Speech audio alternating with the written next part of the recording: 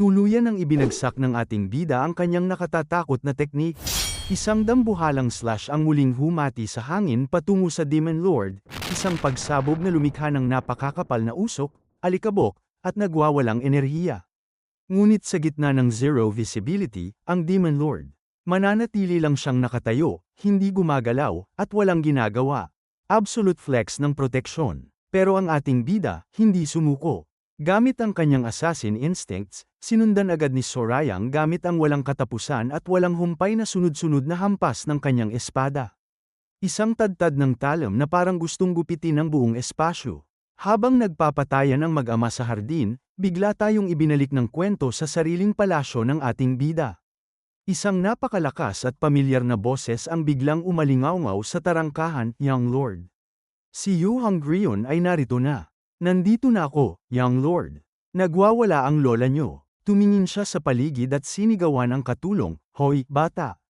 Saan na naman ba siya nagpunta ngayon?" Takot na sumagot ang nakatutuwang katulong na si Angwa, pumunta po siya sa Demon God's Palace. Nanlaki ang mga mata ni Hongrion, Sa Demon God's Palace? Bakit? Langya, pumunta ba siya para makipagkita sa Demon Lord? Paano siya naging mas abala pa sa akin wala naman siyang trabaho? Grabe kung makalait sa ating bida. Dahil sa labis na kawalan ng galang ni Hongrion, hindi napigilan ni Angwa na mag-alsa ng boses para ipagtanggol ang kanyang amo, napakawalang galang niyo po sa Young Master." Napatigil si Hongrion at napatingin sa maliit na katulong, "Ano? Isang katulong, sinasabi yan sa akin? Hindi ka ba natatakot? Hindi man lang kita pwedeng saktan o patulan. Masyado kang maliit, magtitimpi na lang ako." Napalunok si Angwa habang nanginginig, "Well, ano kasi?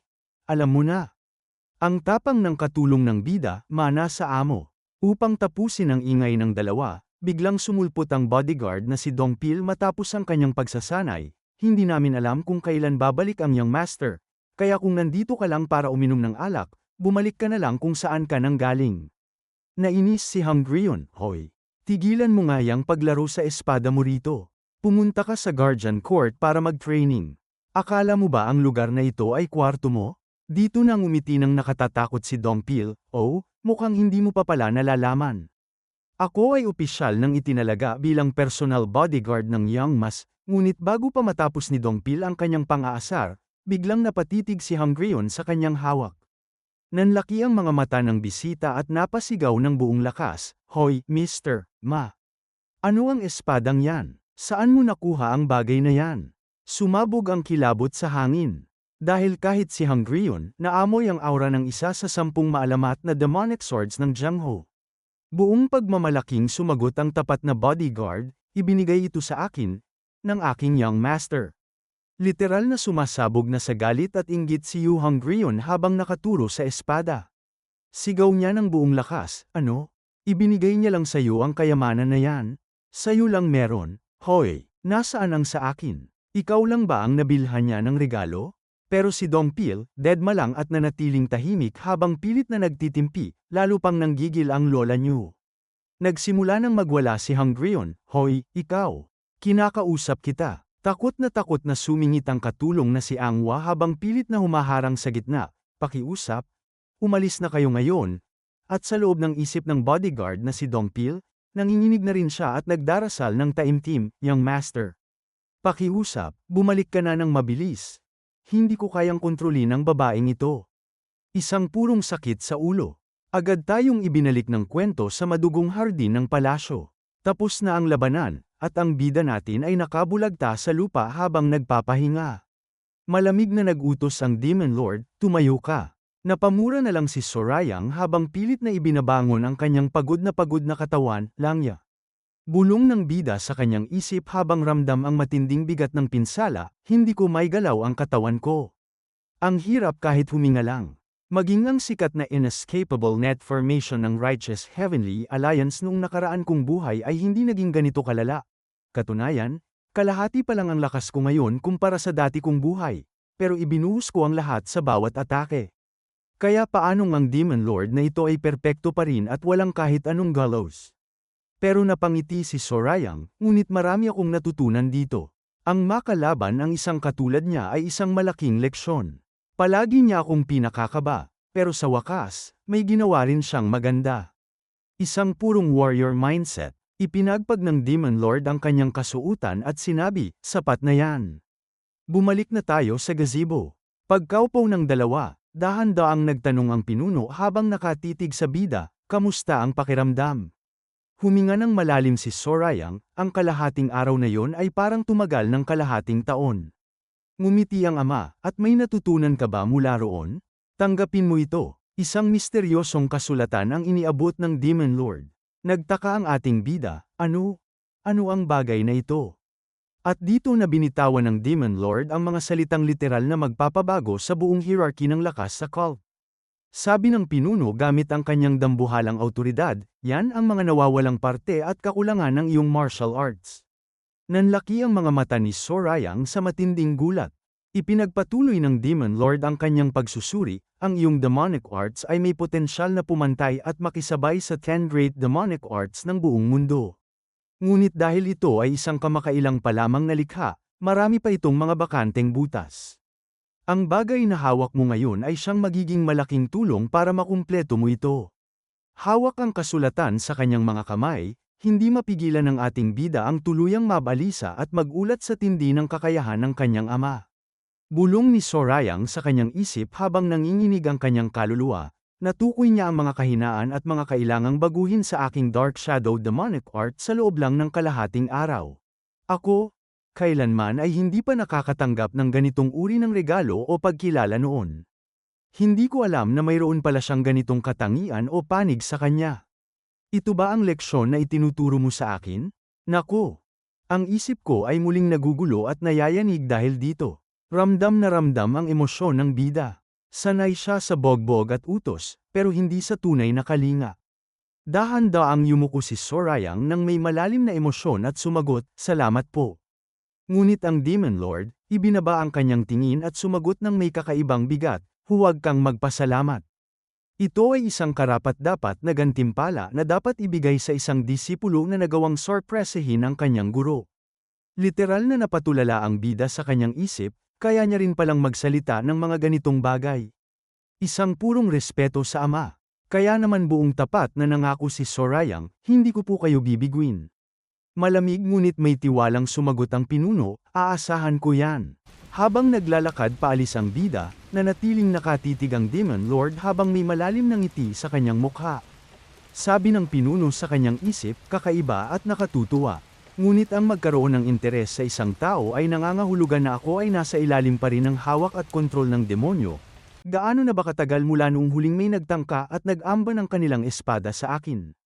Nakikita ko sa kanya ang mga bakas ng Ultimate Blade na nagawa niyang ma-master at makontrol ng buo. Talagang napakalaki na ng kanyang isinulong at itinubo. Maging ang Demon Lord ay nakikita ang anino ng pinakamalupit na sining sa katawan ng bida. At dito na pumasok ang isang napaka-misteryosong narasyon ng tadhana. Ang alamat ng mythical fox na nagdadala ng digmaan sa isang buong bansa. Kung ang alamat na yun ay totoo, ang nilalang na magiging sanhi ng digmaan ay kailangang sumayaw kasama ang kamatayan. At siya, ang ating bida, ang mas nakauunawa sa kamatayan kaysa sa sinuman sa mundong ito. Isang nakatatakot na pagbabadya, sabay bitaw ng tanong, malapit na ba ang tamang panahon? Mula sa hardin ng mag-ama, biglang lumipat ang eksena sa pinakamataas na pamunuan ng faction, ang Heavenly Demon Divine Cult Military Office. Sa loob ng silid, isang seryoso at makapangyarihang figura na si Mudam ang humarap sa ating strategist. Seryosong nagtanong si Mudam, nabalitaan ko na nakipagkita ka raw sa Third Young Lord kamakailan lamang. Napatigil at napalingon si Hoyosong nang may bakas ng gulat sa kanyang mukha. Ha? Nabalitaan mo na rin pala ang balitang yan. Seryosong tinitigan ni Mudam ang ating strategist at muling nagtanong, kamusta siya? Nagmamaang-maangan naman si Hoyosong, anong ibig mong sabihin na kamusta siya? Hindi nagpatalo si Mudam at diniinan ang tanong, ganoon lang. Kamusta ang Third Young Lord? Napakamot na lang sa kanyang isip si Hoyosong habang naiinis, ayaw ko talagang inuulit ang mga bagay na sinabi na ng ibang tao, pero ang tanging sagot na pwede kong ibigay ngayon ay ang mismong sinabi na ng Master ng Internal Enlightenment Facility. Habang si Mudam naman na nakatingin sa mukha ni Hoyosong ay napaisip din, mukhang dumaan siya sa napakahirap na oras kasama ang batang yon. Grabe ang psychological warfare rito. Upang makaiwas sa direktang sagot, umubo muna si Hoyosong, ano ba ang dapat kong sabihin? Napakahirap na alamin at matutunan ang lahat tungkol sa isang tao sa loob lang ng isang pagkikita. Ngunit seryoso si Mudam, tama ka.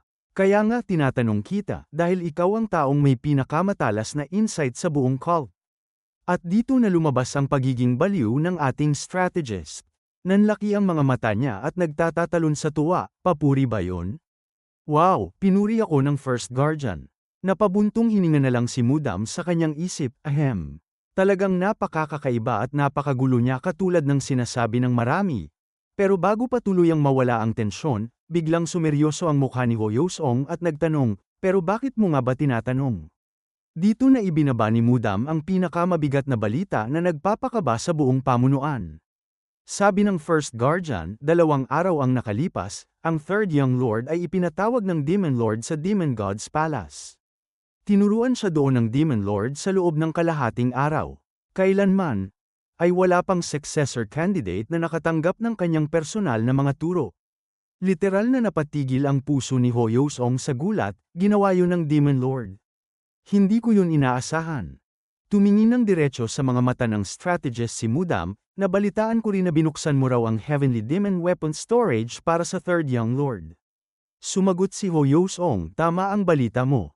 At dito na binitawan ng First Guardian ang kanyang pinal na deklarasyon na yayanig sa Succession War, wala sa posisyon ko ang makialam sa kung sino ang magiging tagapagmana. Ang kalooban ng Demon Lord ang siyang masusunod sa huli. Gayunpaman, hindi ako pwedeng maupo lang at manood habang ang balanse sa loob ng cult ay tuluyang nasisira at nawawasak. Sa tingin ko, hindi tayo dapat pumanig sa kahit kanino. Matapos bitawan ni Mudam ang kanyang babala tungkol sa balanse, seryoso siyang tinitigan ni Hoyosong ng may matatalas na mata, kaya naman pala, nandito ka para pangaralan at pag-alitan ako. Agad na umurong ang First Guardian at sumagot ng may paggalang, wala akong awtoridad, karanasan, at karunungan para pangaralan ka. Nandito ako bilang pinuno ng Guardian Court upang ipahayag lang ang aking mga alalahanin tungkol sa taong nasa rurok ng politika ng ating cult. Kahit si Mudam, alam kung gaano ka mapanganib kalaban ang strategist natin. Dito na ngumiti si Hoyosong habang hinuhuli ang totoong motibo nito, kung ganoon, noong tinatanong mo ako tungkol sa Third Young Lord, tinatanong mo talaga kung siya ba ay isang tao na karapat-dapat para pagbuksan ng Heavenly Demon Weapon Storage.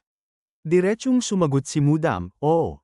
At dito na ibinagsak ng General Strategist ang isang sagot na literal na nagpatigil sa ikot ng mundo. Sabi ni Hoyosong habang may misteryosong ngiti sa kanyang mukha, well, kung ganoon, heto ang aking sagot. Hindi. Ang pagbubukas ng storage para sa kanya ay hindi naman talaga kakailanganin. Dahil ang isang taong nangunguna kaysa sa iba, ay hindi na nangangailangan pa ng isang divine weapon o maalamat na armas. Literal na nanlaki ang mga mata at napatigil ang puso ng First Guardian sa tindi ng narinig. Anong klaseng pagkilala yun? Hindi na kailangan ng bida ng maalamat na espada dahil ang sarili niyang katawan at lakas ay sapat na para ituring na isang buhay na banal na sandata. Ipinagpatuloy ng strategist ang kanyang pag-atake sa isip ng Guardian. Hindi ko masabi ng eksakto kung anong klaseng tao ang Third Young Lord, pero mula sa pag-uusap namin noong araw na yun, mas naintindihan ko siya ng kaunti. Iniisip mo na nasa rurok ako ng politika ng cult? Hindi naman. Hindi ako bagay sa papel na yon.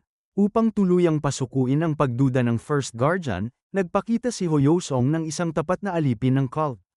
Wika niya, ako lang ay isang tao na nagsisikap na maunawaan at sukatin ang mga pagkakaiba sa pagitan ng mga miyembro ng ating cult.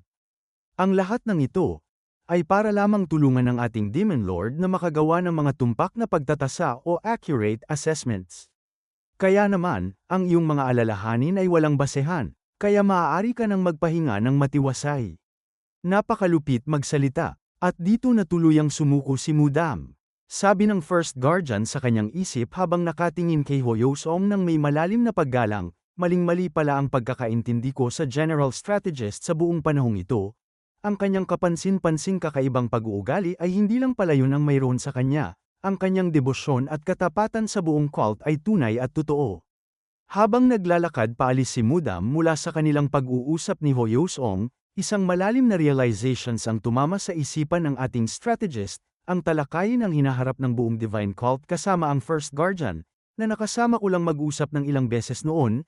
Ang bagay ba na ito ay utang ko rin sa Third Young Lord? Ang buhay sa loob ng Divine Cult ay nagiging napaka-interesante talaga nitong mga nakaraang araw. Pati ang pinakamatalas na utak, aminado na binabago ng bida ang buong kasaysayan. At mula sa politika, ibinalik agad tayo ng kwento sa palasyo ng ating bida. Rinig na rinig ang malalakas na sigaw at pagsabog ng enerhiya mula sa loob. Nag-i-sparring na ang mag-amo. Ang bida natin at ang kanyang tapat na bodyguard na si Dongpil ay kasalukuyang nag-iinsayo sa training ground gamit ang kanilang mga espada. Isang napakatinding palitan ng sining, ngunit biglang napatigil ang bida. Ibinaba ni Sorayang ang kanyang armas, tinitigan si Dongpil ng may matatalas na mata, at binitawan ng isang napakabigat na aral. Sabi ng bida, Dongpil, masyado mong sinusupil at pinipigilan ang iyong killer instinct. Ang iyong pagkakakilanlan bilang isang guardian ang siyang malamang na nagtutulak sa iyo para protektahan lang ako. Sa positibong pananaw, responsibilidad yan. Pero sa negatibong pananaw, isa yang inflexibility o kawalan ng kakayahang mag-adjust. At yan, ang siyang humaharang at sumisira sa iyong totoong potensyal. Napatigil si Dongpil, pero hindi pa dyan nagtapos ang bida, dahil idiniin niya pa ang katotohanan, medyo malakas ka nga, pero hindi ka pa ganoon kagaling para protektahan ako. Ayokong makita kang mamatay sa harap ko dahil lang sa gusto mo akong protektahan. Literal na yumanig ang buong mundo ni Dongpil. Sabi niya sa kanyang isip habang nakatitig sa Silent King Sword, pinipigilan ko nga ba ang sarili ko? Matapos ang mabigat na pangaral, biglang nag-switch ang bida sa pagiging masayahin, sapat na yan para sa araw na ito. Kumain na tayo. Napakamot na lang si Dongpil, sige po, young master. Pero habang naghahanda silang kumain, biglang napatigil si Sorayang nang maramdaman ang hangin. Bulong ng kanyang isip habang sumisikip ang paligid, ang enerhiyang ito ay.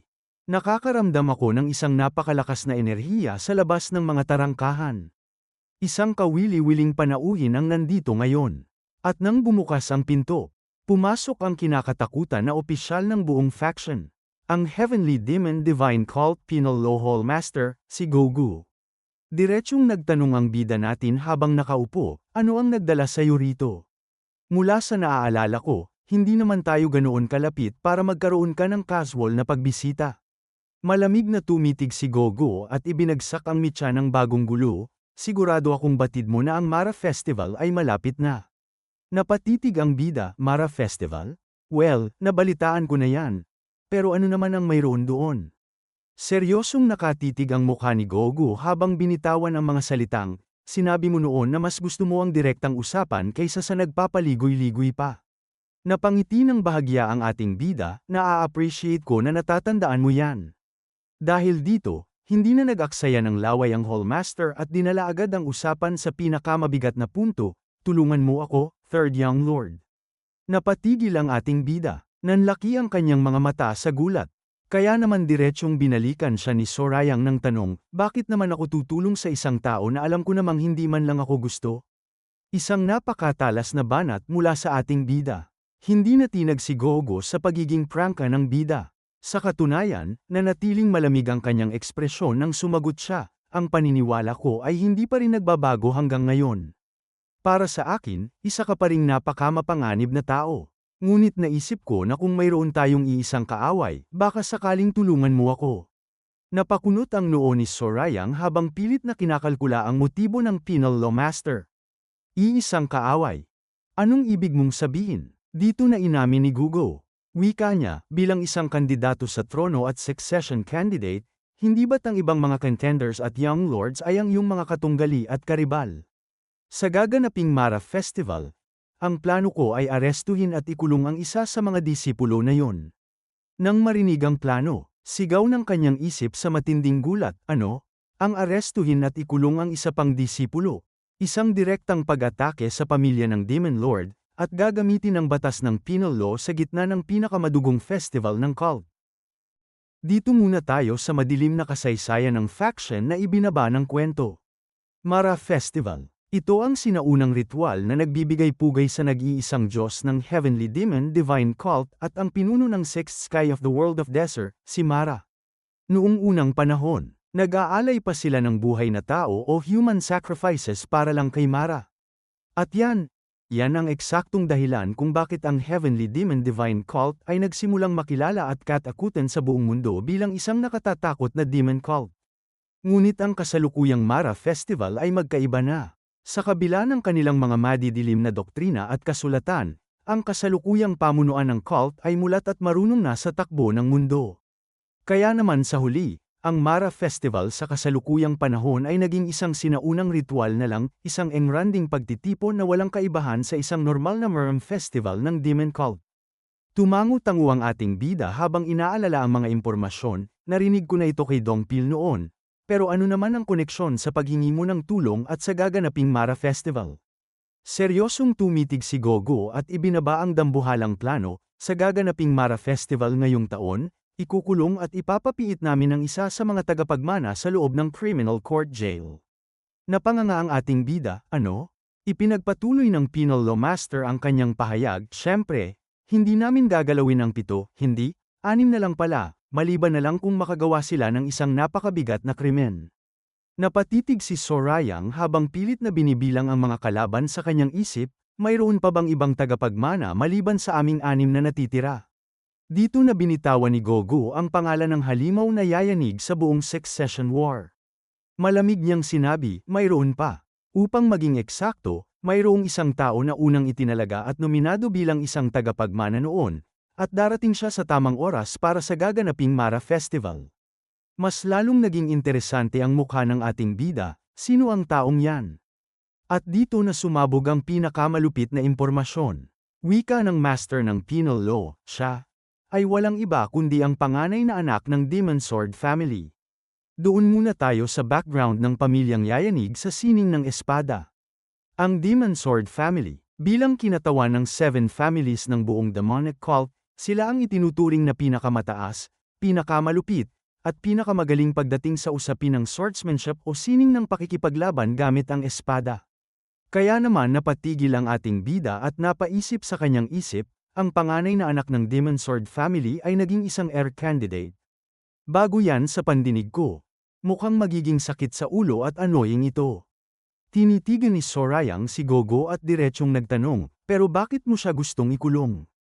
May ginawa ba siyang masama? At dito na ibinagsak ng penal law hall master ang isang kwentong literal na magpapakulo sa dugo ng sinumang tapat sa cult.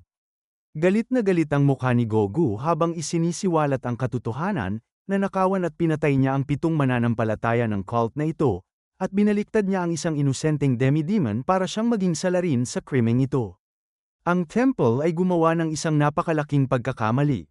Ang totoong may sala ay nananatiling buhay at maayos, habang ang isang inosenteng demi-demon na ibinigay ang lahat para sa cult ay maling binitay at pinatay.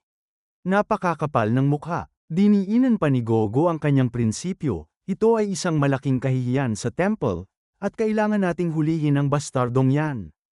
Kailangan natin siyang arestuhin at ihatid mismo sa naulilang pamilya ng demi-demon na namatay ng walang katarungan.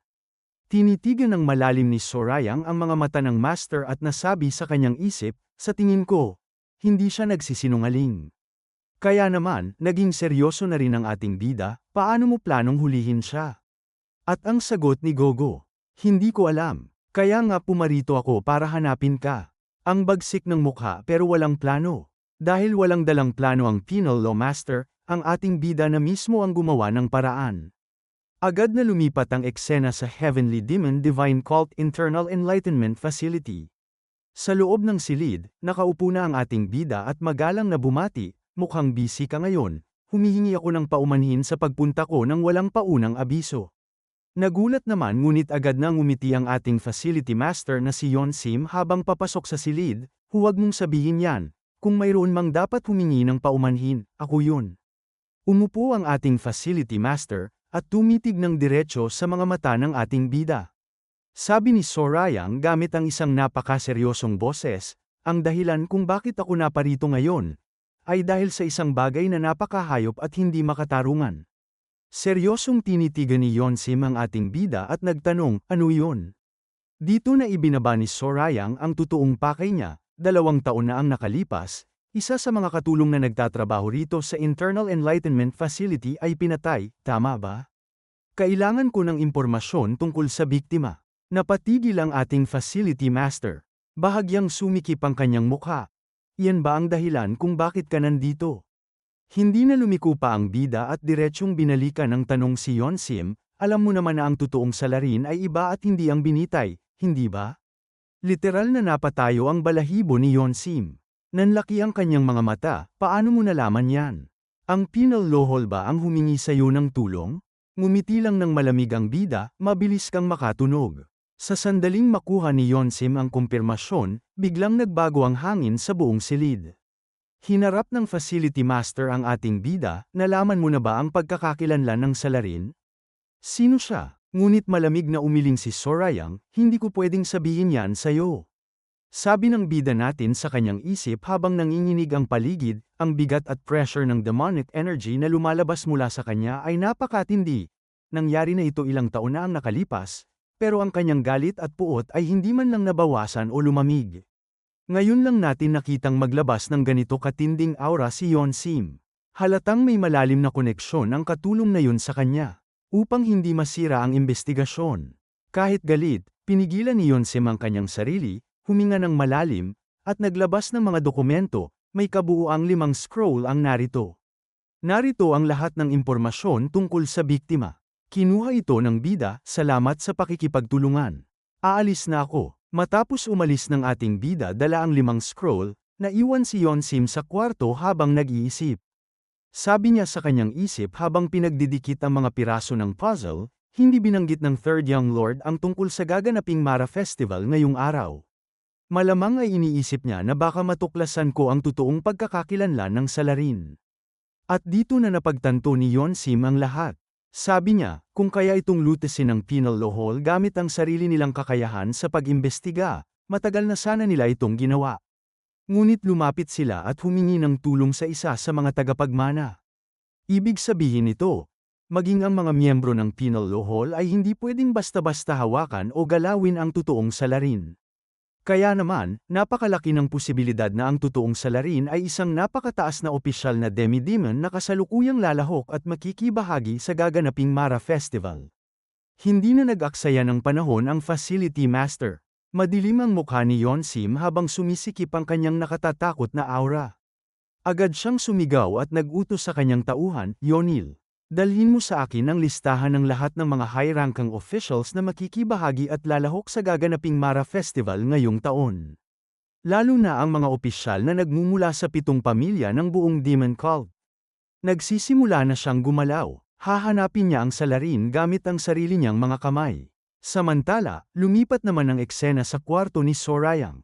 Nakahawak sa libro ang ating bida habang nagbabasa, ang sakit ng ulo ko na parang pinupukpok. Gusto ko lang namang magbasa tungkol sa batas ng cult, dahil may kinalaman ito sa paghuli sa isang kriminal. Sa wakas, nabasa ko na rin ang lahat. Bakit ba napakapal ng libro ng batas na ito? Naku, hindi ko pwedeng baliwalain ito. Kung ibang tagapagmana to, tiyak na makikialam sila at mas maayos nila itong hawakan kaysa sa akin. Puyat ang ating bida sa pagbabasa ng batas. Dito na pumasok ang isa sa pinakamalalim na monologo ng ating bida sa buong kwento. Sabi niya sa kanyang isip habang nakatitig sa kisame, hindi ba't mas mabuting gamitin ko na lang ang oras na ito para maghanap ng paraan kung paano makakatakas at makakaalis sa lugar na ito. Mas praktikal at lohikal na habulin ko ang pangarap ko na makalabas ng mabilis. Pero, ang malaman ng katotohanan at baliwalain na lang ito ay hindi tama.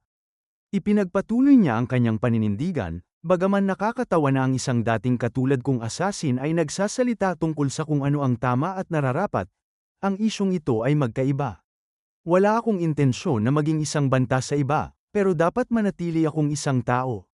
Kapag naharap ka sa isang hiling o request na katulad nito, ang mga tao, ay dapat man lang makiramay at makibahagi sa galit at puot, kahit na hindi nila kayang tumulong.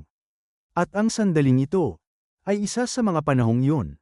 Ramdam ng bida na ang pagbitay sa inosenteng miyembro ay bumasag sa kanyang prinsipyo bilang tao, kaya naman handa siyang lumaban hindi para sa trono, kundi para sa katarungan. Binuksan ng bida ang pinto at lumabas sa bakuran kung saan naghihintay ang kanyang bodyguard. Bungad ni Dongpil nang may malalim na paggalang, "Nakalabas na po kayo, young lord." Ngumiti si Sorayang habang sinusuri ang aura ng kanyang guard, "Handa ka na ba? Kamusta ang lagay at kondisyon mo? Tiyak na pakiramdam mo ay bago at sariwa ang lakas mo ngayon." At dito na sumabog ang ngiti at pasasalamat ni Dongpil. Nanlilisik ang kanyang mga mata sa bagong kapangyarihang dumadaloy sa kanyang mga ugat, napakalagim at kamangha-mangha. Hindi ko kailanman naisip na mayroon akong ganito katinding lakas at kapangyarihan sa loob ko. Tumawa ng bahagya ang bida natin, maging ako ay hindi rin inaasahan yan. Masyado mo kasing sinupil at pinigilan ang iyong potensyal ng napakatagal at napakahigpit. Sabi ni Dongpil na tila nahihiya sa kanyang mga nakaraang pagkukulang, "Nakakahiyang humarap sa inyo, young lord." Pero agad siyang binalikan ng ating bida ng isang napakalalim na aral, "Bakit ka nahihiyang humarap sa akin? Dapat kang mahiya sa pananaw na bumihag at pumigil sa iyo ng napakatagal. Ano ang silbi ng isang malakas na kalooban kung ang mindset mo naman ay napakakitid? Kung magpapatuloy ito, balang araw ay haharap ka sa isang napakatinding dagok." Napatigil si Dongpil, akala niya ay papagalitan siya ng tuluyan, pero biglang tumawa ang bida natin habang tinatapik ang balikat nito, "Nagbibiro lang ako, nagbibiro lang. Masyado ka namang seryoso. Kung ganoon, handa ka na ba? Pumunta na tayo at tingnan kung anong klaseng mukha mayroon ang salarin na yan." At sa isang saglit, ang mabigat na aura ay biglang napalitan ng dambuhalang kasiyahan. Pag-apak nila sa Main Street, literal na nanlaki ang mga mata ng bida sa ganda ng paligid. Sigaw ni Sorayang habang patingin-tingin sa mga palamuti, "Wow! Ganito ba palagi kasaya ang Mara Festival? Napakasaya naman rito." Hindi nakapagtataka na sobrang excited si Anghua na lumabas noon. Mabuti na lang talaga at binigyan ko siya ng bakasyon habang nagaganap ang festival. Subo rito, subo doon. Inabot ng bida ang isang stick ng pagkain sa kanyang guard, Dongpil. "Ang skewer na ito ay napakasarap. Bakit hindi ka kumakain?" Napangiti na lang si Dongpil sa kanyang isip habang tinitingnan ng amo niyang parang bata, sino ang mag-aakala na magiging ganito kasaya ang young lord? Habang naglalakad, napatigil ang bida sa harap ng isang entablado, "Wow, may dulaan pala rito." Isang kwento tungkol sa huling natitirang miyembro ng isang bumagsak na pamilya na nalampasan ang lahat ng pagsubok, naging isang bayani, at umusbong bilang pinakamalakas sa buong Jianghu. Ang plot o kwento ay halata at predictable, pero ang mga cliché na kwento ay karaniwan namang masarap panoorin. Pero habang nanunood, may napansin siya sa gilid. Lumaki ang mga mata ng bida, "Ha? Hindi ba si Yu Hongrion yun? Squad Leader Yu, kung may tumatawag sa iyo, dapat sumasagot ka naman. Galit ka pa rin ba dahil ilang beses kong tinanggihan ang imbitasyon mo na mag-inuman tayo? Napakakuripot mo naman." Pero nang lapitan niya ito, literal na napatigil ang mundo ng ating bida. Nanlaki ang kanyang mga mata. Dahil ang bangis-bangisan nating squad leader ng White Lotus, ang pinakamalupit na babae sa cult, ay kasalukuyang lumuluha habang nakatitig sa dula. Sigaw ng bida natin sa gulat, "Umiiyak ka ba dahil lang sa palabas na yan?" Huli pero hindi kulong, agad na nagpunas ng luha si squad leader Yu at gulat na sumigaw, "Ah, anong ginagawa mo rito?" Ngumiti ng nakakaloko ang ating bida habang sinusundot ang inis nito, "Mayroon ka palang medyo cute na side, squad leader Yu." Pulang-pula ang mukha ni Yu Hongrion sa kahihiyan, "Ugh, nakakahiya." At dahil maganda ang mood ng bida natin matapos mang-asar, siya na mismo ang nag-aya ngayon, "Squad Leader Yu, Tara, mag-inuman tayo." Pero dahil sa tindi ng hiya, sumigaw si Hongrion, "Ayoko." Grabe ang asaran, pero biglang nayanig ang buong lungsod. Mula sa dulo ng kalsada, nagsimula ng magsigawan ang mga tao, narito na ang Demon Sword family. Naningkit ang mga mata ni Sorayang habang nakatingin, nandito na sila sa wakas. Ito ang seremonyal na pagpasok ng pamilya kung saan nagmumula ang salarin. At hindi lang ito basta pamilya. Sa 7 naglalakihang pamilya ng Demon Cult, sila ang pinakakilala at tanyag pagdating sa martial prowess o lakas sa pakikipaglaban. Dahan-dahan na pumaparada ang miyembro kasama ng kanilang pinuno, ang Heavenly Demon Divine Cult Demon Sword Family Lord, si Ji Hunwei. Bulungan agad ang mga manonood, 3 taon nang hindi dumadalo ang Demon Sword Family sa Mara Festival. At sa pagkakataong ito, maging ang kanilang elite squad, ang Honorable Sword Force, ay sumama rin. Narinig ko na ang panganay na anak ng Demon Sword family ay opisyal ng magiging disipulo ng Demon Lord sa mismong Mara Festival na ito. Isang dambuhalang politikal na paggalaw. Maging si Dong Pil na bagong pinalakas ay literal na napatigil sa tindi ng presensya ng pinuno. Sabi niya sa kanyang isip habang nanginginig ang mga kamay, kamangha-mangha.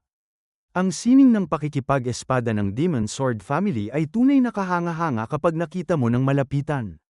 Naglalabas siya ng napakahigpit na aura ng isang master na nasa rurok, at dinadala ang kanyang sarili ng may hindi natitinag na dignidad. Ang namungunong presensyang ito. Isang magandang bagay na sumama ako ngayon. Humarap si Dong Pil para magbigay ng ulat, Young Lord, ang presensya ng Demon Sword family Lord ay mas matindi pa kaysa sa inakala ko. Pero nang lumingon si Dong Pil, walang tao. Literal na naglaho ang ating bida sa kanyang tabi nang walang naiiwang ingay o hangin.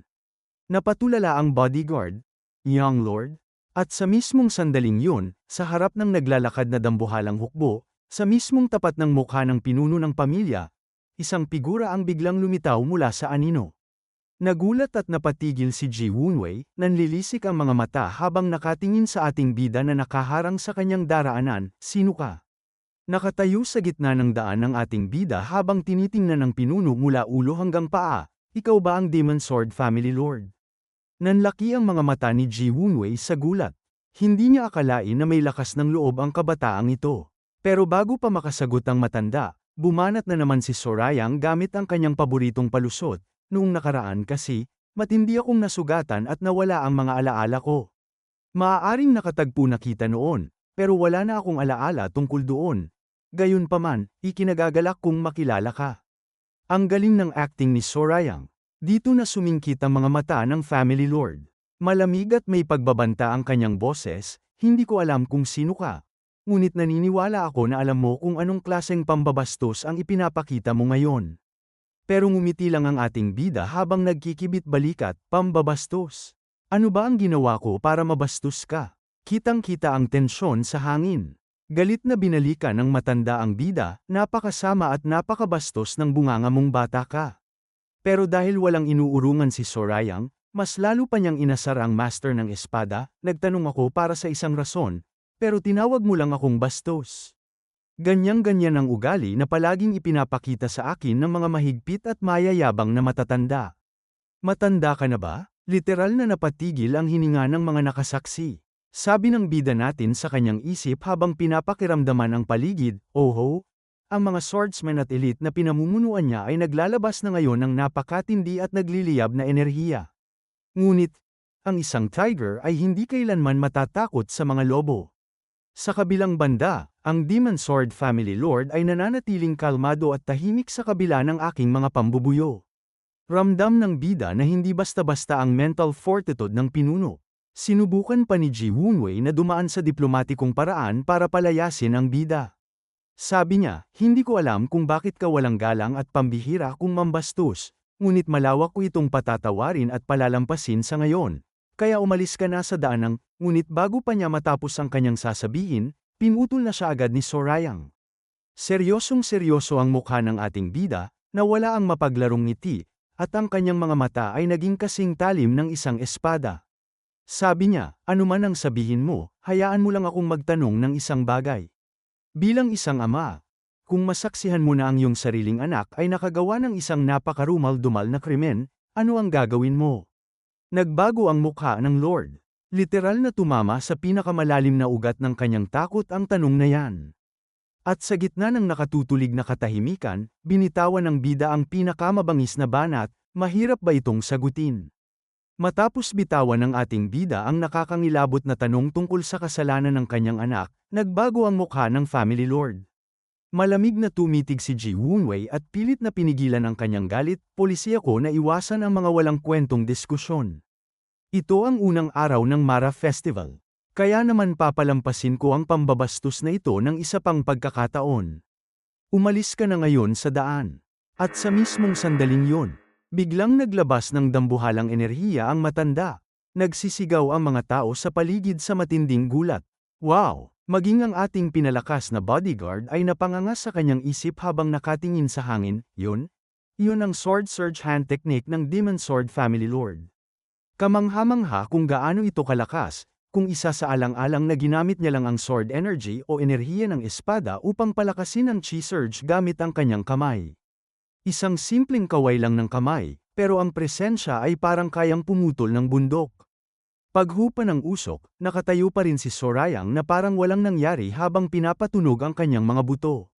Sabi ng ating bida habang naiinip, tama na yang mga hand techniques o pasiklab sa kamay.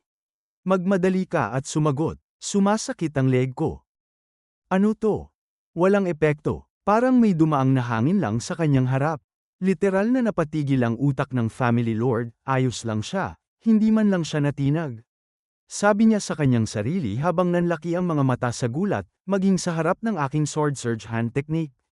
At habang nakatanga ang matanda, nagsimula ng mapuno ng madilim at dambuhalang puwersa ang buong katawan ng ating bida. Dito na natin makikita ang bagsik ng ating bida. Dahan-dahan nag-ipon at nagbuhos ng dambuhalang chi si Sorayang sa kanyang mga paa, handa nang itapak ang selyo ng kanyang kapangyarihan. Sabi ng ating bida habang naiirita, ganoon ba kahirap ang tanong ko? Magmadali ka at napapaatras na sa takot ang Family Lord sa tindi ng presensyang nakikita niya ngayon sa harap niya. Sabi ng matanda sa kanyang isip, gagamit ba talaga siya ng martial arts sa mismong harap ko? At bago pa man makapagsalita ang sinuman, sumagot ka, itinapak ni Sorayang ang kanyang paa sa sahig.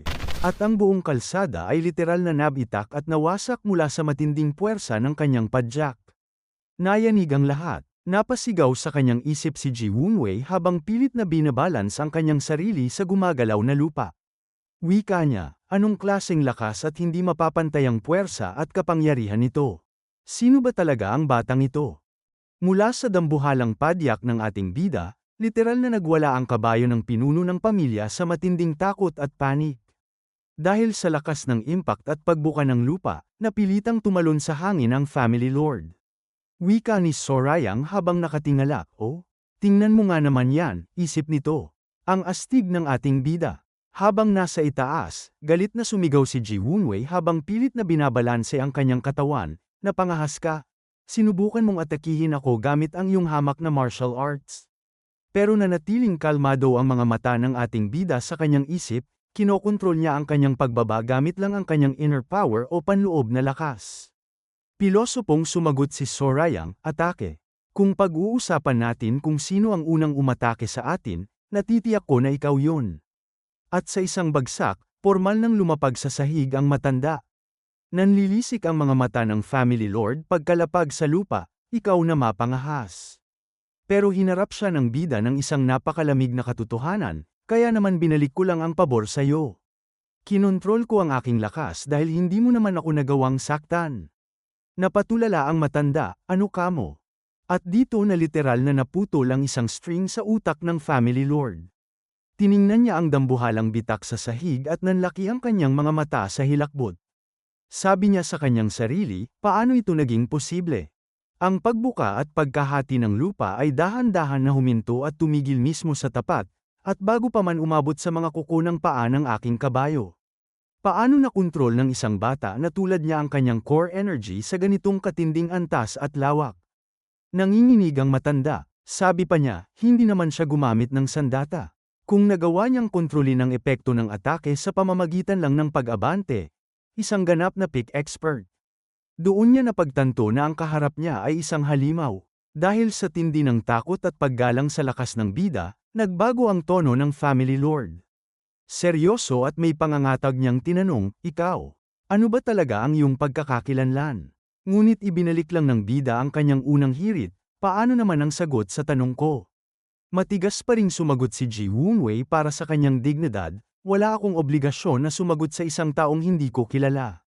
Dito nang umiti ng nakakaloko ang ating bida, ganoon ba? Sabagay, tama ka naman.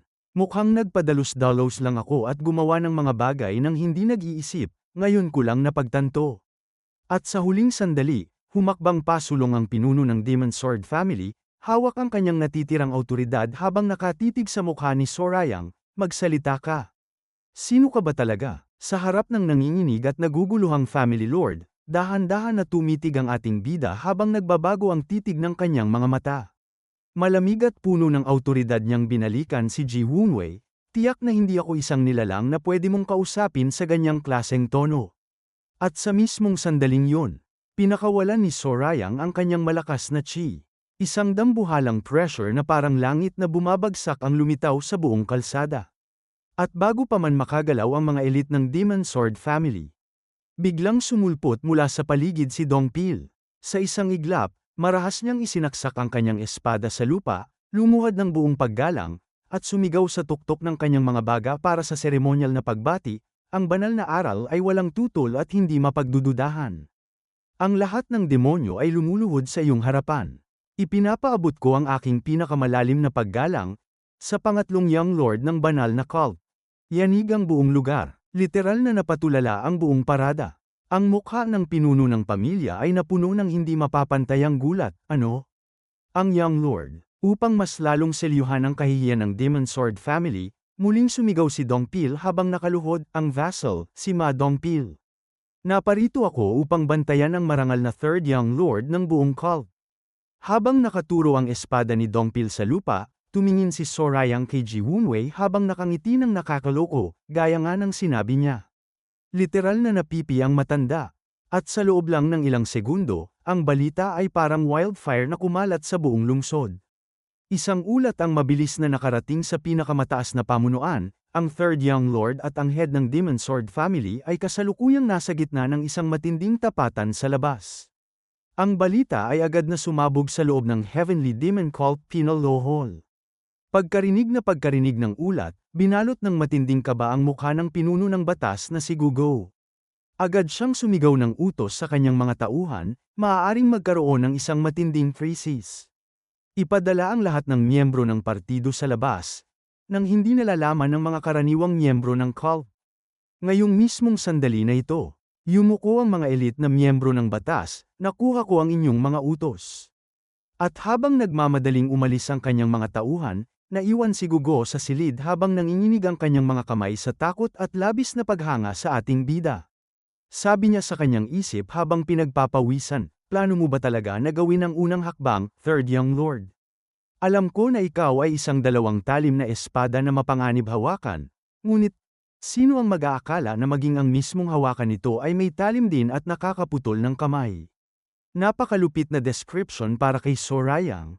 Ibig sabihin, walang sino man ang pwedeng gumamit o kumontrol kay Sorayang dahil maging ang hahawak sa kanya ay manganganib ang buhay. Samantala, pabalik sa eksena sa gilid ng kalsada, literal na nagwala sa kilig at gulat ang mga tao at vendor sa paligid. Bulungan agad ng mga nakasaksi habang nakatingin sa tindig ng ating bida, ang Third Young Lord. Ito ang unang pagkakataon na makita ko siya ng personal. Tunay nga. Napakagwapo niya katulad ng mga naririnig natin sa mga chismis at alingaw-ngaw. At sa gitna ng hiyawan ng karamihan at sa tindi ng presensya ng nag-iisang disipulo. Habang umaalingaw-ngaw ang usap-usapan sa buong kalsada, literal na nag-freeze ang utak ni Ji Hoonwei. Tinitigan niyang mabuti ang mukha ng ating bida habang nagkakaroon ng dambuhalang internal crisis sa kanyang isip, siya ang Third Young Lord. Ang kabataang yan, ngayong naiisip ko, tila pamilyar nga ang kanyang mukha. Siguro noong huli ko siyang makita ay noong nagsisimula palang tumubo ang balbas niya, sa panahon kung kailan siya opisyal na pinangalanan bilang Third Young Lord. Doon na pumasok ang matinding takot ng matanda. Sabi niya sa kanyang sarili, ngunit ang pagkakaiba sa pagitan ng Sorayang noon at ng Sorayang ngayon ay napakalaki. Sino ang mag-aakala na ang Third Young Lord ay pwedeng magbago ng ganito katindi? Habang nakatitig ang matanda na parang nakakita ng multo, taka ang ating bida, ano? Mayroon bang kung ano sa mukha ko? At tungkol naman sa pagbati. Dahil alam ng Family Lord na hindi niya pwedeng bastusin ang isang opisyal na tagapagmana ng cult sa harap ng maraming tao, napilitan siyang ibaba ang kanyang marangyang garbo. Dahan-dahan na yumuko si Ji Hoonwei at nagbigay ng formal na pagbati, ang pinuno ng Demon Sword family, si Ji Hoonwei, ay nagbibigay galang sa Third Young Lord.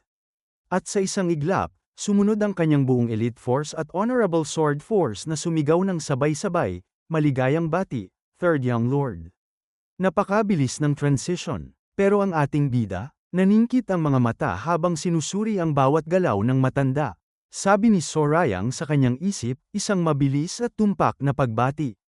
Hindi nito binababaan ang tingin sa ibang tao, ngunit isa itong banayad na pagbati na hindi naman nagpapakita ng labis na paggalang. Ginalaw ng matanda ang kanyang politikal na dila para iwasan ang gulo. Wika niya, hindi ko kaagad napagtanto na kayo pala ang Third Young Lord. Bagaman hindi ko kayo nakilala, naging bastos pa rin ang aking inasal, kaya naman inaamin ko ang aking pagkakamali. Sinubukan ni Ji Woonwei na baligtarin ang ating bida para maging tabla ang sitwasyon. Sabi ng matanda habang nakangiti ng pilit, gayunpaman, bilang isang successor candidate o kandidato sa pagkapinuno ng Divine Cult, nagpakita rin kayo ng mga salita at galaw na lumihis sa tamang etiquette. Kaya naman, ano kaya kung umakto na lang tayo na parang walang nangyaring anuman? Wow, gustong makipag-areglo ng matanda. Gusto niyang ibaon na lang sa limot ang nangyari. Akala ng lahat ay papayag si Sorayang ng ganun-ganun lang. Ngumiti ang ating bida ng isang napakalamig ng ngiti, ayos lang naman ako riyan. Hindi naman sa narito ako para maghanap ng away o makipagbakbakan. Pero bago pa makahinga ng maluwag ang Demon Sword family, biglang nagbago ang aura ng bida natin habang sumusundot ang kanyang mga mata. Ngunit bago ang lahat ng yan, hindi mo pa rin sinasagot ang aking tanong. Hindi mo matatakasan ang anino. Literal na napaatras ang dila ng Family Lord. Sa gitna ng matinding pressure at dahil wala na siyang kawalan sa harap ng publiko, napilitang sumuko ang matanda. Sabi ni Ji Woonwei habang pinagpapawisan, lubos akong magpapasalamat. Kung maaari ninyong ulitin ang inyong katanungan. Walang kurap at may napakamalamig ng ngiti na binalikan ng ating bida ang pinuno ng espada, maaari ko itong ulitin kahit ilang beses mo pa gustuhin. Ang tinatanong ko ay ito, bilang isang ama. Paano ka aaksyon o magre-react kung masaksihan mo ang mga walang kapatawaran at nakahihiyang krimen na ginawa ng sarili mong anak? Dinig na dinig ng buong kalsada ang bawat salita. Naningkit ang mga mata ni Ji Woonwei habang mabilis na nag-iisip. Sabi niya sa kanyang sarili, ano ba ang intensyon at layunin niya sa pagtatanong ng ganito? Ngunit, ang lahat ng tao sa paligid ay nakatitig at nanunood. Walang magandang maidudulot kung papatagalin ko pa ang pakikipag-usap sa isang mataas na uri ng unggoy na ito. Grabe, tinitingnan niya pa ring unggoy ang ating bida sa isip niya. Kaya para matapos na ang usapan, formal na sumagot ang matanda, syempre, susundin ko ang mga batas. Akala ni Ji Woonwei ay nakalusot na siya gamit ang generic na sagot. Ngumiti ang ating bida at bumanat, ganoon ba, susundin mo ang mga batas. Ang salitang batas ay napakalawak. Ang ibig mo bang sabihin ay susundin mo ang batas ng iyong sariling pamilya? Napatigil ang matanda, hindi niya makuha kung saan papunta ang usapan. Dito na binitawan ni Sorayang ang isang napakabigat na psychological pressure. Sabi niya, ang mga batas ng aking pamilya ay mas mahigpit at mas istrikto kumpara sa kahit anong pamilya. Kung ang ganitong sandali ay dumating, pananagutin ko ang bata sa kanyang krimen ng walang pag-aalinlangan. Kaya naman, maaari ko bang isipin at ipagpalagay na dahil siya ay iyong anak, mas lalo siyang pananagutin ng mas istrikto para sa kanyang mga krimen. Literal na kinorner ng bida ang matanda. Kapag sinabi niyang hindi, masisira ang reputasyon ng pamilya niya. Kapag sinabi niyang oo, pinirmahan niya ang katapusan ng kanyang mga anak. Napilitang sumayaw sa palad ng bida ang Family Lord. Sabi ni Ji Woonwei sa kanyang isip habang nanggigigil, sobra-sobra na ang pagpapalaki niya sa usapan. Ngunit hindi ko siya pwedeng makipagtalo sa kanya habang napakaraming tao ang nanunood at nakikinig. Kaya naman, para sa kanyang huwad na karangalan, binitawan ng matanda ang kanyang huling salita, tama yan. Paano ako aakto bilang pinuno ng pamilya kung maging ang sarili kong anak ay hindi ko kayang kontrolin? At para mas lalong magpasikat sa harap ng publiko, lumingon si Ji Woonwei sa karamihan at sumigaw, ngunit, ako ay naniniwala na ang aking mga anak, at syempre, ang iba pang miyembro ng demonic cult ay hindi kailanman gagawa ng anumang nakahihiya na bagay. Isang napakalakas na deklarasyon. Matapos bitawan ni Ji Woonwei ang kanyang marangal na deklarasyon, naramdaman ng ating bida ang katapatan sa boses nito. Sabi ni Sorayang sa kanyang isip, ang mga salitang yun ay sumasalamin sa kanyang pagmamalaki at pride bilang pinuno ng Demon Sword family. Kahit papaano, maririnig mo ang katapatan sa mga salitang binigkas niya. Kaya naman, dahan-daang tumabi ang ating bida at nagbigay daan habang nakangiti, humihingi ako ng paumanhin sa pagkaantala sa inyo. Binabati ko kayo sa inyong pagpasok sa banal na cult. Tumango ang Family Lord ng may pilit na dignidad, wala iyon.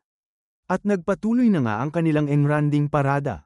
Habang dumadaan ang mga miyembro ng pamilya, nanatili ang mga mata ng bida natin sa dalawang figurang sumunod sa pinuno, ang panganay na anak ng Demon Sword family na si Ji Kang-hyun, at ang ikatlong anak na si Ji Young-hyun. Sabi ng bida natin sa kanyang isip habang nangingiti sa dilim, tingnan mo nga naman ang mga matang yan. Tinitingnan ba nila ako bilang isang tinik sa kanilang mga mata? Pero ano naman ang magagawa nyo kahit pabigyan nyo ako ng ganyang klaseng mga tingin? Walang pakialam si Sorayang sa gigil nila. Pagkalagpas ng parada, agad na lumapit si Dongpil sa tabi ng ating bida para magbigay ng kanyang obserbasyon. Ang pinuno ng Demon Sword family ay kahanga-hanga, ngunit ang chi path o daloy ng enerhiya ng panganay na anak na si Ji Kang-hyun ay hindi rin masama. Mukhang napansin din ng bodyguard na may ibubuga ang panganay. Ngunit dito na seryosong humarap si Sorayang, at ang kanyang mga mata ay naging kasing lamig ng isang tunay na hukom ng kamatayan. Sabi ng ating bida, tama ka. Ang lalaking yun ay may taglay na nakamamatay na presensya. At dito pumasok ang tindi ng karanasan ng bida bilang dating hari ng mga assassin. Sabi niya, at hindi ito ang uri ng aura na makukuha mo mula sa isang larangan ng digmaan. Dahil kung sa digmaan yun, ang aura ay hindi magiging ganito kalinaw, at kasing kapal nito. Ang lalaking yan, malamang ay pumatay ng tao araw-araw, kung hindi man ay tuwing ikalawang araw. Ano to? Isang serial killer sa loob ng pamilya ng espada. Mas lalong naging nakakangilabot ang pag-analisa ng ating bida sa krimen ng panganay na anak. Sabi ni Sorayang kay Dongpil gamit ang bumubulong pero mariing boses, ito ay ang aura ng isang nilalang na pumatay ng mga taong hindi lumalaban. Ibig sabihin, hindi ito laban ng martial arts, kundi isang malupit at walang awang pagpaslang sa mga inosente at mahihina para lang sa kanyang pansariling kasiyahan. Napatigil si Dongpil sa tindi ng hilakbot. Kung pumatay nga siya ng tao kada ikalawang araw, napakalaking bilang niyan. Isang dambuhalang demonyo na nagtatago sa likod ng marangal na pamilya. At sa huling sandali, tumingin si Sorayang sa direksyon ng papaalis na Family Lord, may kasamang malalim na awa at panghahamak sa kanyang mga mata. Ngunit, ang pinuno ng Demon Sword family ay tila hindi ito napansin man lang. Ang sariling ama, bulag sa karumal-dumal na ugali at krimen ng kanyang paboritong anak na gagawin pa namang disipulo ng Demon Lord. Sabi ni Sorayang sa kanyang isip habang nanlilisik ang mga mata, ngunit, ang mas kainahinala sa kanila ay hindi si Ji Kang-hyun, kundi ang ikatlong anak na si Ji Young-hyun. Sabi pa ng ating bida, ang batang yan, ay nagtatago ng isang nakatutulig at labis na lakas. Isang pambihirang lakas na nakatago sa ilalim ng mukha ng isang inosenteng bata. Paano nalaman ng ating bida yon? Sabi niya, ito ay isang piraso ng sekretong kapangyarihan na mararamdaman lamang gamit ang pandama na nakumpleto sa tulong ng Ninefold Demonic Arts ni Lee Cheon-sang. Ang panloob na lakas o internal power ni Ji Young-hyun ay katapat, kung hindi man mas mataas, sa lakas ko. Mas malakas pa sa ating bida ang batang yun. Napangiti ng napakabangis si Sorayang, oh, tingnan mo nga naman ang mga bastardong ito. Mukhang nagsisimula ng maging mas kawili-wili at mas interesante ang mga bagay-bagay. Tuwang-tuwa ang ating bida kapag may malakas na kalaban. Habang ang bida natin ay nag-iisip ng seryosong taktika, lumipat naman ang eksena sa loob ng isang bar kung saan nag-iinuman ang kanyang mga tauhan. At bagsak na ang ating nag-iisang berserk demon na si Yu Hungryun habang may kasamang matinding sinok. Sabi niya habang duling na sa alak, kaya naman, bakit sa'yo lang ibinigay ang treasured sword, ikaw na third squad leader, at hindi sa akin? Pareho naman tayo bakit ka bibigyan ng Young Lord ng isang treasured weapon? Ano ba ang ginawa mo? Wow! Hindi ko inasahan na ganyan ang Young Lord. Pero hindi ganyan gumagana ang relasyon ng tao. Ang apihin ako ng ganito? Grabe ang selos ni Yu Hungryun. Naiiyak na sa kahihiyan ang kasama nilang si Anghua habang pinipigilan siya, pakiusap tumigil ka na. Maging si Dongpil ay hinarap siya ng may matinding inis, hoy, berserk demon. Panatilihin mong kontrolado yang mga pagwawala mo sa alak, pero walang pakialam ang lasing. Mas lalong nagwala si Yu Hongryun habang hinahawakan ang sandata ni Dongpil. Sumigaw siya sa buong bar, hindi lang ito basta kung anong regular na treasured sword, kundi isa sa 5 pinakakilalang demonic swords ng buong divine cult, ang Silent King Sword. Lumabas ang totoong pangalan ng maalamat na espada. At sa mismong sandaling yun, naramdaman ng buong bar ang isang nakatutulig na presensya. Sabi ni Hongryun habang nanggigigil sa selos, tingnan niyo lang ang demonic aura na ito. Isang napakalaking pag-aaksaya para sa napakatinding halaga ng demonic aura na natutulog sa loob ng espada, na hawakan lang at ariin ng isang dilaw na gorilya. Matapos siyang tawaging dilaw na gorilya, literal na binabawi ni Dongpil ang espada, dilaw na ano. Pero walang pakialam ang ating berserk demon na si Yu Hongryun habang pilit na kinukuha ang sandata at sumisigaw, ito ay isang espada na kumikilala sa kanyang tunay na may-ari. Bigyan mo ako ng isa. Bigyan mo ako. Galit na pinalagpasan siya ni Dongpil habang hinihigpitan ang hawak sa Silent King Sword, bit-iwan mo yan.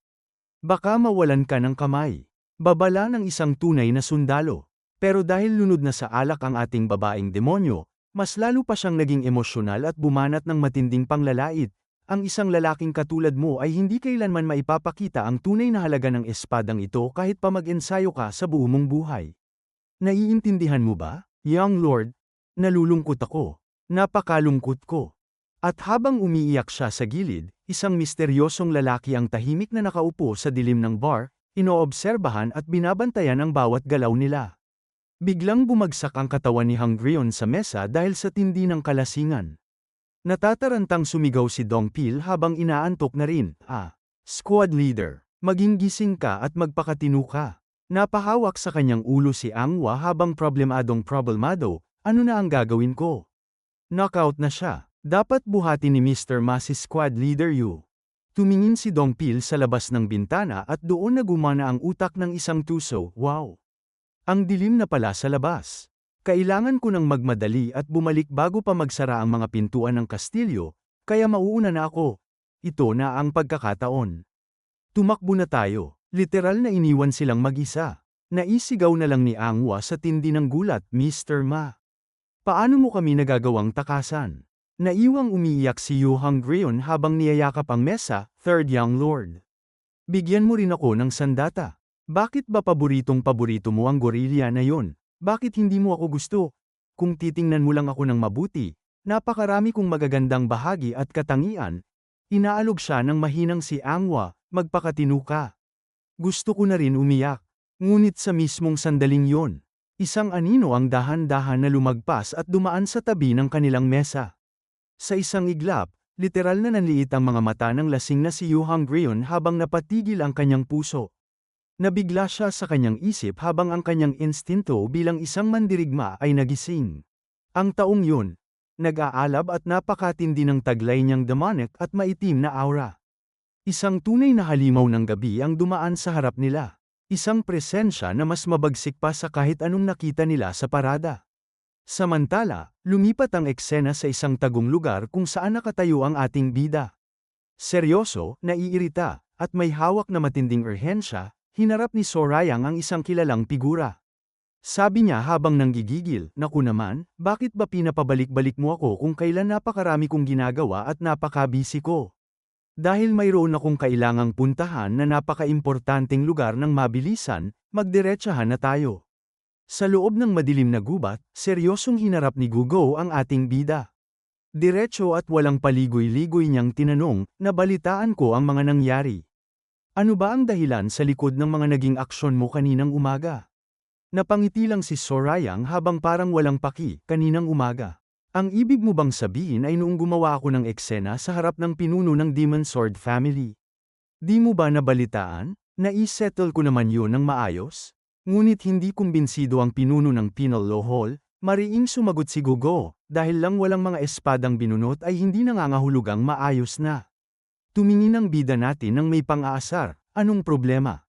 Hindi mo ba nagustuhan ang paraan ng ginagawa? Wika ni Gugo, masyado kang naging madali. Bukod doon, para saan ba ang misteryoso na tanong na yun? Ang mga binitawang salita ng Third Young Lord ay magiging sanhilang para ang totoong salarin ay maging mas maingat at mas magtago. Dito na lumabas ang tindi ng utak ng ating bida. Tumingin si Sorayang kay Gugo nang may malamig na katiyakan. Kung sila ang uri ng tao na magtatago dahil lang sa mga ganyang salita, hindi sana umabot sa ganito karami ang naging biktima. Ang bastardong yun ay hindi titigil sa pagpatay. Alam ng bida ang utak ng isang psychopath. Hindi ito mapipigilan ng simpleng babala. At dito na inilatag ng bida ang kanyang master plan. Sabi niya, ngunit, mayroon akong isang bagay na napatunayan. Ang pinuno ay sumagot sa harap ng lahat ng mga taong naroroon, na pananagutin niya ang kanyang mga anak sa mas striktong pamantayan. Hindi siya basta-basta magbibitiw ng mga ganyang salita bilang pinuno ng Demon Sword family. Kalkulado ang bawat anggulo. Binitawan ni Sorayang ang huling hatol na nagpatahimik kay Gugo. Sabi ng ating bida, dahil napakaraming nakasaksi at nanunood, hindi niya magagawang pagtakpan ng hayagan ang totoong kriminal kahit pagustuhin niya. Bakit? Dahil mawawalan siya ng muka at karangalan. Ang respeto ang pangunahing susi na nagdidikta sa pag-angat at pagbagsak ng isang kapangyarihan. Napakalupit na politikal na kaalaman. At sa huling sandali, humarap ang ating bida habang nagliliwanag ang kanyang mga mata sa dilim ng gabi. Hindi ako naniniwala na ang pinuno ng Demon Sword family ay isang hangal para isakripisyo ang kanyang buong angkan, para lang sa kapakanan ng kanyang panganay na anak. Matapos pakinggan ang napakalupit na kalkulasyon ng ating bida, seryosong tumango si Gugo pero nag-iwan ng isang mabigat na paalala, naiintindihan ko ang iyong katwiran. Ngunit ang bagay na yan, ay darating lamang matapos nating mahuli ang totoong kriminal. Seryosong babala ng batas, sabi pa niya, kung pipilitin at itutulak natin ito ng napakahigpit ng walang ebidensya, ang galit na pinuno ng Demon Sword family ay direktang itututok sa atin. Pero ang ating bida, walang pakialam habang dahan-dahan na tumatalikod at nagwawagayway ng kamay, well, magagawan din yan ng paraan kahit papaano. Alis na ako, sobrang chill, ngunit bago pa man makahakbang si Sorayang, bumasag ang isang napakalamig na boses sa kanyang likod, hayaan mo akong magtanong. Ano ba ang totoong gusto mo? Napatigil ang ating bida habang lumingon ng may pagtataka, bakit mo naman biglang tinatanong yan? Dito na literal na hinimay ni Gugo ang kaluluwa ng ating bida. Tinitigan niya si Sorayang nang may mapang-usig na mga mata habang sinasabi, noong una pa lang tayong magtagpo, mayroon na akong naisip, na ikaw ay walang kahit anong interes sa divine cult. Ito ay kakaiba, napansin ng opisyal, sabi pa ni Gugo, dahil ikaw mismo ang pinili ng Demon Lord bilang kanyang disipulo, paano mangyayari na wala kang kahit isang bakas ng ambisyon sa iyong katawan? Sinubukan ng ating bida na idaan sa tawa at magpalusot, masyado mo naman akong ino-overestimate. Ngunit mariing sumagot si Gugo, ang kawalan ba ng ambisyon ay pag-overestimate? Nagsasalita ka. Katulad ng mga tao mula sa righteous faction. Napasigaw ang bida sa kanyang isip.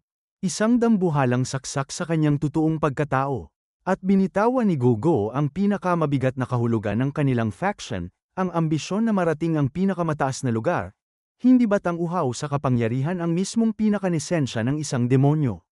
Napilitang maglinis ng lalamunan ang ating bida habang nagdadahilan ng pambata, ang ambisyon ay nagpapahirap lang sa buhay. Ang gusto ko lang naman ay ang kumain ng maayos, tumain ng maayos, at matulog ng maayos. Literal na pangarap ng isang tamad. Ngunit hindi nagpatinag si Gugo. Tinitigan niya ang bida habang lumalabas ang matinding kaba sa kanyang boses, ngunit hindi mo tinanggihan ang aking kahilingan. Kung nagsabi ka lang ng kahit isang salita ng pagtanggi, hindi ka sana mapupunta sa ganitong panganib. At sa huling sandali, binitawan ni Gugo ang isang nakakangilabot na conclusion na nagpatigil sa mukha ng ating bida. Sabi ng pinuno ng batas, siguro nga, kaya ako nagkakaganito.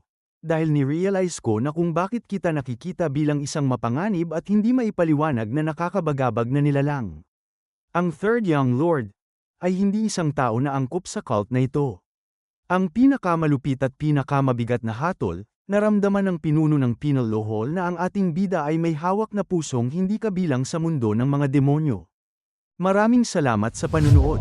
Kung nag-enjoy kayo, click nyo naman ang like button at mag-subscribe para lagi kayong updated sa mga uploads namin.